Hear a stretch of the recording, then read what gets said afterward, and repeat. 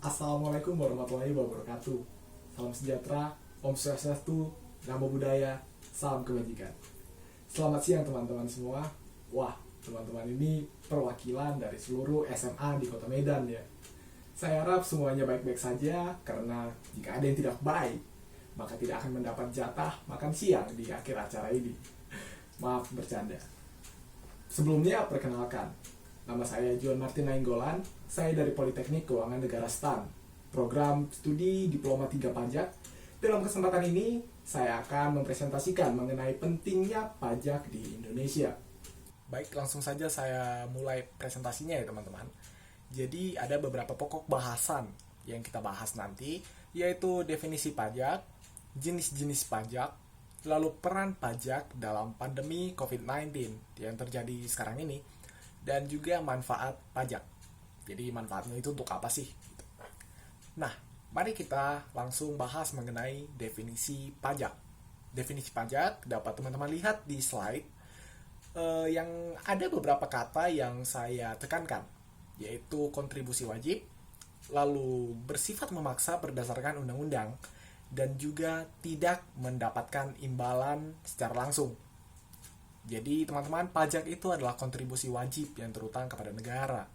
Lalu juga pajak itu bersifat memaksa, tapi berdasarkan undang-undang. Karena kalau tidak berdasarkan undang-undang, itu sama dengan negara merampas harta-harta dari masyarakatnya sendiri.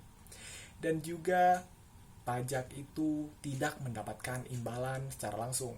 Mungkin sebagai contoh, apabila teman-teman nanti sudah memiliki penghasilan dan akan dikenakan pajak penghasilan atas pajak penghasilan yang teman-teman bayar, teman-teman tidak akan mendapatkan imbalan secara langsung.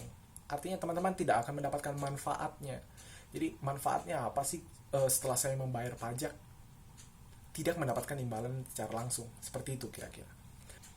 Nah, ngomong-ngomong soal pajak penghasilan, mari kita bahas lebih lanjut tentang pajak penghasilan di jenis-jenis pajak. Jadi jenis-jenis pajak ini ada 5, yaitu pajak penghasilan, yang tentu saja pajak yang dikenakan atas penghasilan teman-teman. Ya, apabila nanti teman-teman sudah bekerja menjadi pengusaha dan direktur di suatu perusahaan. Nah, selanjutnya ada pajak pertambahan nilai. Pajak pertambahan nilai ini dikenal dengan pajak atas konsumsi. Jadi mungkin sebagai contoh, apabila teman-teman mungkin pernah keswalayan, ya pasti pernah keswalayan membeli beberapa barang, dan barang itu dikenakan PPN. Nah, itu ada yang dinamakan dengan pajak atas konsumsi. Selanjutnya adalah pajak penjualan atas barang mewah.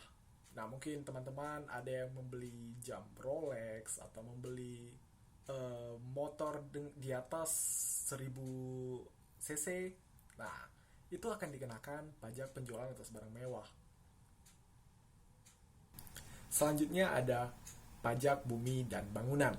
Nah, PBB ini terbagi menjadi 2. Ada yang dari sektor pemerintah pusat dan ada yang dari sektor pemerintah daerah, teman-teman. Jadi dari sektor pemerintah daerah dulu ya. Jadi dari sektor pemerintah daerah itu menangani PBB P2 atau yang dikenal dengan perdesaan dan perkotaan.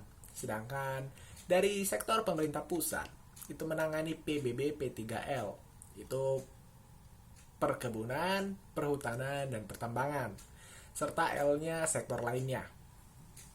Dan jenis pajak yang terakhir adalah bea materai. Nah, teman-teman mungkin tidak asing dengan materai 3000 dan materai 6000, bukan? Nah, itu termasuk bea materai. Jadi bea materai adalah pajak yang terutang atas dokumen yang perdata. Oke, selanjutnya setelah teman-teman mengetahui jenis-jenis pajak yang dipungut oleh negara, tentunya teman-teman penasaran, ada berapa sih proporsi penerimaan pajak bagi APBN kita? Mari kita lihat tabel berikut ini. Ya, di tabel ini telah dirangkum dari sumber website Kementerian Keuangan, telah dirangkum dari APBN 2017 hingga tahun 2019. Jadi teman-teman bisa lihat di sebelah kiri, itu ada penerimaan pajak, lalu penerimaan negara bukan pajak, dan juga penerimaan dari hibah. Nah, teman-teman bisa melihat angka dari penerimaan pajak. sangat berbeda, bukan? Penerimaan pajak, penerimaan negara bukan pajak, dan hibah. Itu menandakan pajak sangat penting bagi APBN kita. APBN sejatinya difungsikan untuk membiayai pembelanjaan negara. Apabila tidak ada anggaran dalam APBN kita, maka tidak ada anggaran untuk belanja negara dan keperluan negara lainnya. Jadi, pajak itu penting bagi APBN kita. Selanjutnya, kita masuk pokok bahasan yang ketiga. Apa peran pajak terhadap pandemi COVID-19 yang terjadi sekarang ini? Jadi, mungkin teman-teman pernah mendengar mengenai insentif untuk tenaga kerja kesehatan. Nah, untuk tenaga kesehatan itu diberikan insentif itu dari pajak, teman-teman. Mungkin juga teman-teman mendengar baru-baru ini Menteri Keuangan telah menganggarkan berpuluh-puluh triliun untuk pembelian vaksin. Nah, itu juga dari pajak, teman-teman. Jadi memang benar-benar pajak itu sangat penting di negara kita ini. Namun, apakah manfaat pajak hanya bisa dilihat dari sisi kesehatan saja?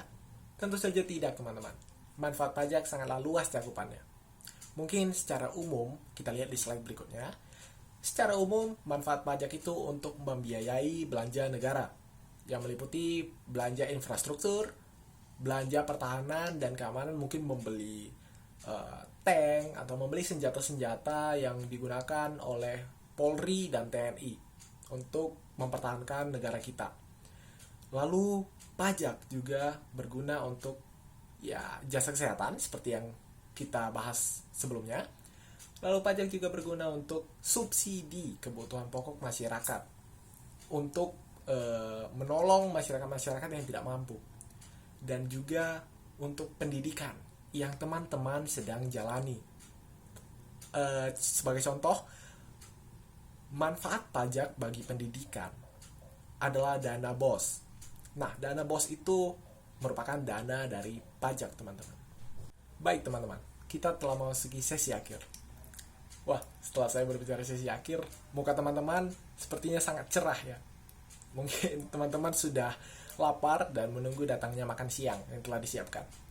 Jadi selagi teman-teman menunggu datangnya makan siang, saya akan berbicara mengenai uang kita. Uang kita ini merupakan tagar yang diambil dari APBN, yaitu APBN adalah uang kita.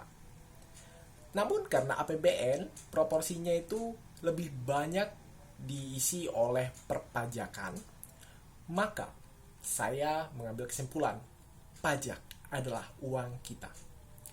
Jadi teman-teman, tetaplah kawal perpajakan kita. Dan apabila teman-teman nanti sudah memiliki penghasilan, atau teman-teman mungkin sudah memiliki penghasilan di saat ini, teman-teman jangan lupa untuk membayar pajak. Akhir kata, semoga materi yang saya sampaikan bermanfaat. Terima kasih.